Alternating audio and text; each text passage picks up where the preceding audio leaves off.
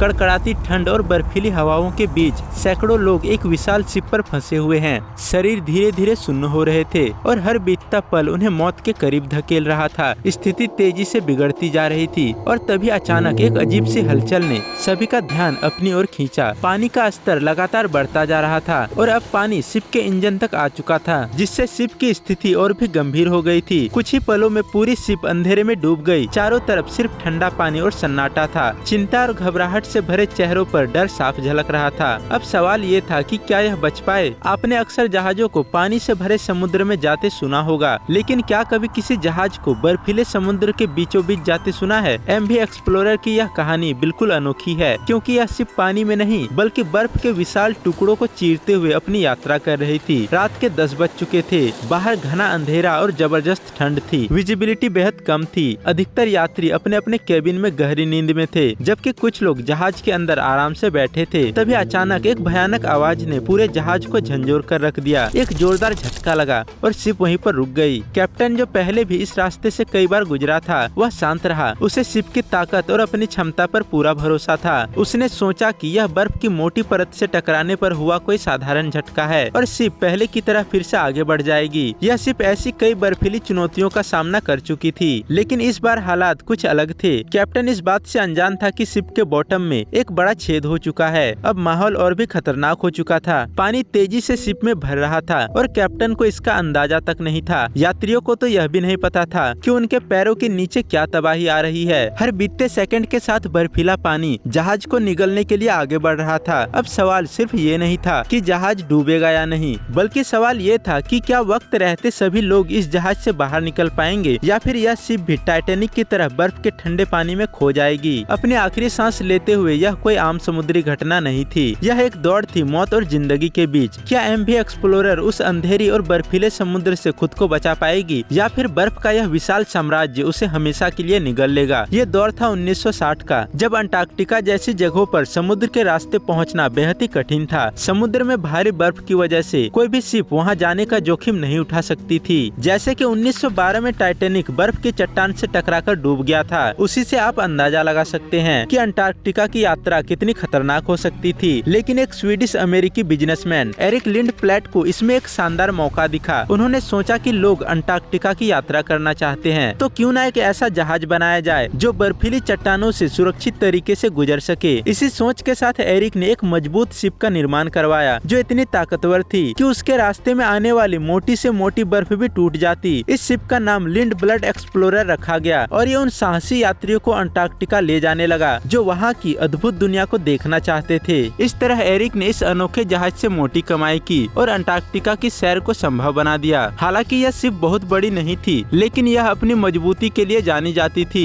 आमतौर पर जब कोई शिप बर्फीले समुद्र में जाती है तो उसके सामने आइस ब्रेकर लगाया जाता है जो बर्फ से टकराने पर शिप को सुरक्षित रखता है। लेकिन लिंडब्लड एक्सप्लोरर एक अनोखी शिप थी जिसे आइस ब्रेकर की जरूरत नहीं थी। इसके सामने वाले हिस्से को इस तरह से डिजाइन किया गया था कि शिप जब आगे बढ़ती तो उसका वजन बर्फ को तोड़ देता था। फिर भी सुरक्षा के लिए इस शिप में दोहरी लेयर वाली हल्की परतें लगाई गई थी जिससे शिप की सुरक्षा बनी रहती थी। अगर शिप बर्फ से टकराती और बाहरी परत को नुकसान होता तो अंदर की परत शिप को बचा लेती। शिप का डिजाइन बेहद सफल साबित हुआ और यह शिप पूरे दुनिया में फेमस हो गया। लोग दूर दूर से अंटार्कटिका की सैर के लिए इस शिप को चुनने लगे। यह शिप इतनी भरोसेमंद थी कि इसने कई बार दूसरी फंसी शिप्स को भी बचाया। साल दर साल इसके मालिक और नाम बदलते रहे, लेकिन इसकी परफॉर्मेंस हमेशा शानदार रही। आखिरी बार इसे 2004 में खरीदा गया और इसका नाम एमवी एक्सप्लोरर रखा गया। 11 नवंबर 2007 को ये शिप एक बार फिर से अंटार्कटिका की ओर रवाना हुई। ये 19 दिनों का सफर होने वाला था और जो लोग अंटार्कटिका देखने का सपना लेकर इस जहाज में सवार थे उन्हें बिल्कुल अंदाजा नहीं था कि आगे क्या होने वाला है। सभी लोग अंटार्कटिका की यात्रा को लेकर काफी उत्साहित थे और उन्हें इस जहाज की ताकत पर पूरा भरोसा था।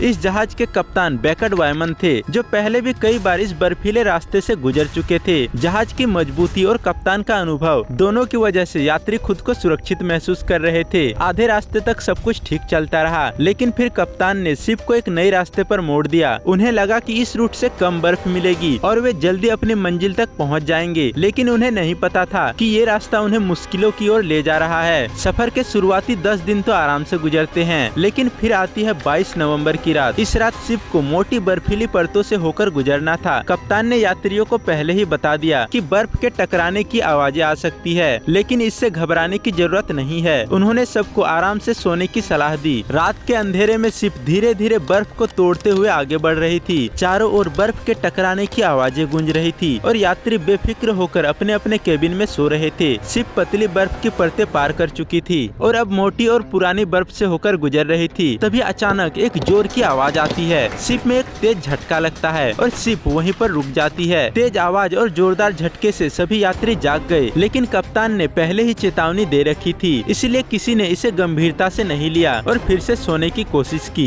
कप्तान को भी इस घटना का सही अंदाजा नहीं था और उन्होंने इसे नजरअंदाज कर शिप को आगे बढ़ाने की कोशिश की। शिप बर्फ को तोड़ते हुए फिर से धीरे धीरे आगे बढ़ने लगी, लेकिन थोड़ी ही देर बाद यात्रियों के केबिन से चीखने चिल्लाने की आवाजें आने लगी। शिप के अंदर तेजी से पानी भरने लगा था। असल में शिप एक मोटी और पुरानी बर्फ की चट्टान से टकरा चुकी थी, जिससे जहाज के निचले हिस्से में एक बड़ा छेद हो गया था। शिप का डबल लेयर सेफ्टी भी इस टक्कर में बेकार साबित हुआ। अब पानी बहुत ही तेजी से अंदर आ रहा था और यात्रियों में अफरा तफरी मच गई। सब अपनी जान बचा के इधर उधर भागने लगे। कप्तान को जब यह खबर मिली कि शिप के निचले हिस्से में एक बड़ा छेद हो चुका है, तो पहले तो उन्हें विश्वास नहीं हुआ। उन्हें लगा कि छोटा मोटा नुकसान हुआ होगा जिसे ठीक किया जा सकता है, लेकिन जब उन्होंने खुद जाकर देखा तब उन्हें सिचुएशन का पता लगा कि पानी बहुत तेजी से भर रहा था। यह देखकर कप्तान की आंखें फटी की फटी रह गई। उन्हें समझ आ गया कि अब ये शिप नहीं बच पाएगी। कप्तान ने तुरंत अपने क्रू मेंबर्स को डिस्ट्रेस सिग्नल भेजने का आदेश दिया, ताकि आसपास कोई जहाज हो तो वह इस सिग्नल को पकड़ सके और मदद के लिए आ सके। शिप के अंदर पानी अब इतना ज्यादा भर चुका था कि वह एक तरफ झुकने लगी। क्रू मेंबर्स तुरंत यात्रियों को शांत करने और लाइफ बोट्स में उतारने में जुट गए। क्योंकि ये शिप आकार में छोटी थी तो उसके बचने की संभावना बहुत कम थी। शिप अब भी अपनी मंजिल से 46 किलोमीटर दूर गहरे समुद्र में थी। इतनी खराब हालत में शिप का किनारे तक पहुंच पाना नामुमकिन था और यात्रियों को अपनी जान बचाने का एक ही सहारा था। लकीली जो डिस्ट्रेस सिग्नल भेजे गए थे वो 2 शिप्स को प्राप्त हुए, लेकिन समस्या ये थी कि यह दोनों शिप अभी भी इतने दूर थे कि वे एमवी एक्सप्लोरर की मदद तुरंत नहीं कर सकते थे। दूसरी परेशानी ये थी कि जिन लाइफ बोट्स में यात्री बैठे थे वहाँ ठंड से उनकी हालत खराब हो रही थी। धीरे धीरे पानी बढ़ता गया और शिप के उस रूम तक पहुँच गया जहाँ से पूरी शिप को पावर मिलती थी। पानी के भरने से एक शॉर्ट सर्किट होता है और पूरी शिप की बिजली चली जाती है। शिप को पूरी तरह से खाली कर दिया गया था और सभी लोग लाइफ बोट्स में सवार थे। कप्तान शिप को सीधा करने की कोशिश कर रहे थे, लेकिन पानी इतना ज्यादा भर चुका था कि इंजन ने काम करना बंद कर दिया। शिप तेजी से डूबने लगी और आखिरकार कप्तान ने भी शिप को छोड़ने का फैसला किया। कप्तान और क्रू मेंबर्स भी लाइफ बोट्स पर सवार हो गए और अब सब ठंडी हवाओं और बर्फीले पानी में सिर्फ इस इंतजार में थे कि कोई उन्हें बचाने आएगा। इनकी आंखों के सामने उनका शिप समुद्र में समाता जा रहा था। दशकों तक समुद्र में राज करने वाली यह शिप अब उसी समुद्र की गहराई में जा चुकी थी। लाइफ बोट्स में सवार सभी लोग खुले आसमान के नीचे इस दर्दनाक मंजर को देख रहे थे। उन्हें इस ठंडे पानी में घंटों गुजर गए और अगली सुबह होने वाली थी। तभी उन्हें दूर समुद्र में लाइट्स दिखने लगी जो उनकी तरफ आ रही थी। दरअसल जिन 2 शिप्स को डिस्ट्रेस सिग्नल मिला था उनमें से एक शिप उनकी मदद के लिए आ रही थी। सभी लोगों को सुरक्षित रेस्क्यू कर लिया गया। अच्छी खबर ये थी कि इस खौफनाक हादसे में किसी की भी जान नहीं गई और सब बच निकले, लेकिन कप्तान की एक गलती ने एमवी एक्सप्लोरर को समुद्र की गहराई में समा दिया। आज भी इस जहाज का मलबा पेंगुइन आइलैंड से करीब 25 मील दूर समुद्र की गहराइयों में दफन है। ये थी अंटार्कटिका की खौफनाक कहानी। मिलते हैं अगली वीडियो में। Bye bye.